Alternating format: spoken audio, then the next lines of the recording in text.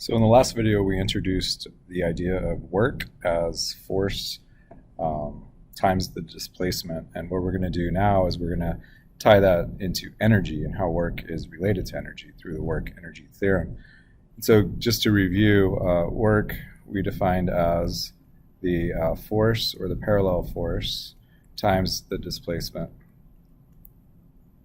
And then if the force is not parallel, then it's going to be the magnitude of the force times the displacement, the magnitude of the displacement times cosine theta, where theta is the angle between the two forces. So let's consider a box that's supposed to be horizontal. I know I didn't draw it. Let's say we're pulling a box with some force and there's some friction on it. So kinetic friction. Then to do the work on this thing, well, we could do the work of this force and the work of this force, or we just do the net force, and that's what we got last time. So this is parallel, so I'm going to be using just this definition here. So the work, or the total work, or the net work, is going to be the total force, or the net force, in the x direction, times the displacement in the x direction. Again, so this thing's moved some delta x. Okay, so this would be our work. And now net force we've seen before, so we're going to tie this back to dynamics. So our net force by Newton's second law, the net force of an object is equal to the mass times the acceleration of that object. And we're working in the x direction, so it would just be the acceleration in the x would be net force. So what we're going to do is we're going to substitute this piece in right here. And so we end up with the net work on an object is going to be the mass times the acceleration in the x. So there's my substitution times the displacement, delta x. So now we have mass and we have position, but acceleration we're going to want to change because we want to get this in terms of velocity, how fast it's going. Because when we do work on it, it's gaining speed. So I want to relate it to velocity a little bit more directly. So for that, we'll use some kinematics. So the final velocity squared is the initial velocity squared plus 2 times the acceleration times the displacement. And what I'm going to do is I'm going to solve for the acceleration. I'm going to get an expression for the acceleration. So we'll subtract this one over, move that over. So we get Vf squared minus V naught squared is equal to 2a times delta x. And again, we're solving for acceleration, so I'm going to divide 2 delta x over. So we get Vf squared minus V naught squared divided by 2 times the displacement is equal to the acceleration. And that's in the x direction. So now we'll take this and we're going to substitute it in here for acceleration. So we would get the net work is equal to the mass times all this stuff times Vf squared minus V naught squared over 2 times delta x times delta x. Okay, now we can do some simplification because we see that I have a delta x down below and up top, so those are going to divide off be 1. And since I have a 2 underneath, I'm just going to rewrite this out front. So instead of dividing by 2, that's the same as multiplying by 1/2. So we go 1/2 the mass times Vf squared minus V naught squared. And then this right here, if we distribute, net is going to be 1/2 m Vf squared minus 1/2 m V naught squared. So what we have is we have a final something minus an initial something. So that's a change. And we're going to call that kinetic energy because that's the energy of motion. So if we have some mass moving with velocity, this would be defined as the change in kinetic energy, where we're defining kinetic energy to equal 1/2 of the mass times the velocity squared. So this is our first equation for an energy. So this is an energy of motion. If something is moving and has mass, then it has kinetic energy. Yeah, and so the amount of energy, though, I want you to pay attention, is driven by the velocity more than the mass. Although we can have small objects moving at a high enough velocity that they match out. But we'll look at some comparisons. So let's go ahead and I'll do some examples. Or I'll do an example to kind of walk through some different things that we can do with this. So work now, the net work is going to be changing kinetic energy. So this adds on to our other definition. So we have a force perspective now. This is our force perspective. And now we have an energy perspective. And we could also do change in kinetic energy and relate it off to force through work. So there's multiple avenues of approach to problems. It just depends on what you're given and what you're looking for. And you will dictate kind of the approach that you should take, although it all kind of works out the same. So let's look at an example. So let's slide a box along a surface. It's a terrible horizontal line. I guess I could use like a line tool, right? I don't know if this works or not. Oh, that's worse. All right, I'll freehand it. Okay. So we have a horizontal surface, even if it doesn't look like it. And we're going to move this box along the surface with a force, let's say 5 newtons. But then there's a frictional force, kinetic friction. And we'll say the coefficient of kinetic friction is 0.3. And then what we're going to do is we're going to pull this for, we're going to pull it this way for a displacement of 3 meters. So maybe we want to know like how fast is it going when it gets to the 3 meters. I hope my numbers, I didn't check this. Let's make this a light box. So we'll say this is only 1 kilogram. So how fast is it going when it gets to 3 meters? Okay.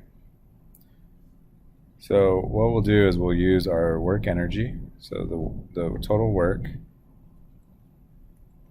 is going to be the change in kinetic energy. It starts from rest. So that would be the change in kinetic energy.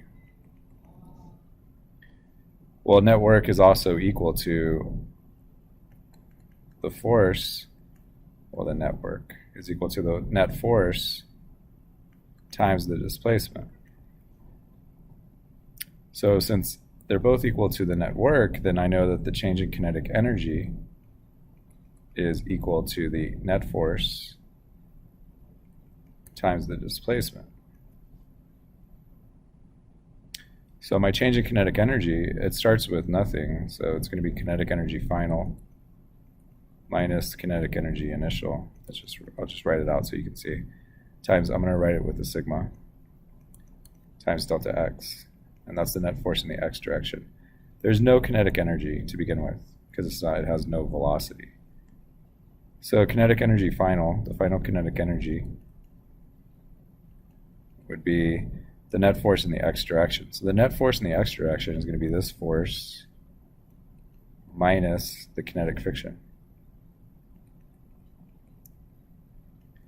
times the displacement. And then kinetic energy we calculate by 1/2 mv squared. It's equal to all of that. Force minus the kinetic friction times delta x. We're trying to find the velocity, and this is the velocity at the end. I guess I should put a little f on there. So let's see, we know the mass. I know the force applied. We don't know the kinetic friction. So let's do a quick sidebar. So kinetic friction, to calculate that, that's the coefficient of kinetic times the normal. So we know the coefficient, but we don't know the normal force. But in this case, the normal force is pointed up, and that counteracts the force down, which is the weight or the force of gravity. So we're going to get the coefficient of kinetic friction times the force of gravity, which is mg. So that's my kinetic friction force. So I know that, I know that, I know that. So we can substitute this in here. So we're going to get 1/2 mvf squared is equal to F minus the coefficient of kinetic, mg, times delta x. So I just substituted right here. Let's see, we know this, we know this, we know this, this, and this. So we're good. So now we can solve for v. So what we would do first is multiply everything by 2, and then divide by m. So we get vf squared is going to be 2 times F minus the coefficient of kinetic friction, mg, times delta x divided by the mass. And then that's squared, so we just take the square root of all of this. Now again, you could have done it numerically. You could have calculated some of these values. Like that one, you could have got a number and subtracted it off. Anyway, that will tell you how fast it's going when it hits after the 3 meters. So it goes 3 meters. And now it's going to slide, and because there's friction now, so we're going to stop pulling it. So at this point, there's only friction. Kinetic friction. And now the question might be, how far is it going to slide? So what's delta x? And this is a new delta x. So how far is this going to slide until it stops? Until when the final velocity is 0. So to do that, we're going to use the same thing. So the work is going to be the force, the net force, times the displacement, but that's also equal to the change in kinetic energy. So the net work on the object, the force, net force times the displacement is going to be the change in kinetic energy. So that would be kinetic energy final minus initial. It doesn't have, the final kinetic energy is 0 because it's not moving. So we end up with the net force in the x direction. Let's go ahead and identify that. So that's just our kinetic friction. Times the displacement is equal to the negative of ke. Okay, so we have a negative over here, but we're gonna have to deal with something over here. Since this force is opposing it, that should be a negative. Yeah. So we divide this over, and we get delta x is going to be negative. Kinetic energy is 1/2 mv0 squared divided by the kinetic friction, negative. These are both negative, so we'll make those positive. So my displacement to stop would be 1/2 mv0 squared divided by the frictional force, which is this. It's the same amount of friction. So it's going to be the coefficient, substituting the same, coefficient of kinetic friction times mg. The m's cancel, and there's your displacement. Plug in all your values. We know the initial velocity, that's what we calculated here. So we take half of that squared, and yeah, then there you go. So that would be your, how far it slides with friction. So that kind of touches on several different things. There's one other thing that I wanted to do, and that's the effect of like changing the mass or the velocity, the effect that has on your kinetic energy. So we know now that kinetic energy is 1/2 mv squared. So suppose I had a mass, a 2 kilogram mass, moving with a velocity of 3 meters per second. So this is going to have some kinetic energy. And then suppose that I had a 7 kilogram mass, and I wanted to know how fast does this have to move such that the kinetic energies are the same. So I want the same kinetic energy. Okay? So to do that, we could just say, well, we'll call this mass 1 and mass 2. We'll say what we want is we want kinetic energy of 1 to be equal to the kinetic energy of 2. And so this would be 1/2 of mass 1 times the velocity of 1 squared is equal to 1/2 of mass 2 and velocity 2 squared. So you see we have 1/2 on both sides, so that's gone. So we get, I'm going to go ahead and put in numbers. Mass 1 is 2 times 3 squared is equal to mass 2, which is 7, times the velocity. That's what we want to know, velocity of 2 squared. So I would just divide this over, and since that's square, I would take the square root. So the velocity of 2 is going to be the root of, that's 2 times 9, which is 18 over 7. But we would take the square root of that. Let me do that real quick so I can give you a value. Square root of 18 divided by 7, 1.6. So 1.6 meters per second squared. So notice the mass it's more than triple, but this is not a third, and that's because of the squaring value. The velocity has a bigger effect on the kinetic energy. Okay, let's one more, and then so that's an effect of changing the mass. What about changing the velocity? So let's do we'll do 3 kilograms moving at, I don't know, 4 meters per second. So kind of what happens if we do 3 times the velocity? How does that change so we want 3 times the velocity. What effect does that have on the kinetic energy? Okay, so one way of doing it is just to see what happens.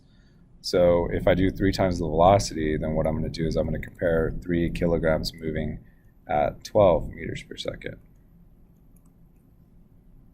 So the kinetic energy over here would just be 1/2 of the mass times the velocity squared. So that'd be 1/2 times 3 times 4 squared, which is 24, I believe. That's 16. Half of that is 8 times 3. So we get 24 joules. I don't think I mentioned that. The units for energy are joules, just like they are for work. Over here we get kinetic energy is going to be 1/2 of 3 times 12 squared. So that's going to be 0.5 times 3 times 12 squared, 216 joules. So you can see quite a big jump, 24 to 216. But I wonder what the ratio of that is. So the ratio, if I compare, if I'm like, okay, well, what's 216 to 24? So if we divide that, we find it's 9. Well, 9 is 3 squared. So could we have done this without going through and calculating everything? Sure. So if you have an initial kinetic energy of 1/2 mv squared, and we wanted to know what happens if I double the velocity, so times 2, then my new kinetic energy would be 1/2 of m times 2v squared. And so we end up with the new kinetic energy equals, this is 2 squared, so we get 1/2 of the mass times 2 squared is 4v squared. So the new kinetic energy, if I move that out front, I get 4 times 1/2 mv squared, and that right there is the initial kinetic energy. So my new kinetic energy is 4 times the initial kinetic energy. So when you're dealing with velocity, it's actually a square that we got to deal with. What happens if I double the mass? Well, then I would just get twice of the kinetic energy. So yeah, those are the kinds of things that you need to be able to deal with. Remember, we can always tie it back into dynamics or kinematics. It just depends on the problem. But we now have a more robust definition of work. So work, from a force perspective, is going to be the force times the displacement, or dotted with, which we saw was the magnitude of the force times the magnitude of the displacement times the cosine of the angle between them. And now we have that the net work done on an object is also going to be the change in kinetic energy. And so we can use these together in order to solve problems. And we'll build onto this and add a new type of energy in the next video.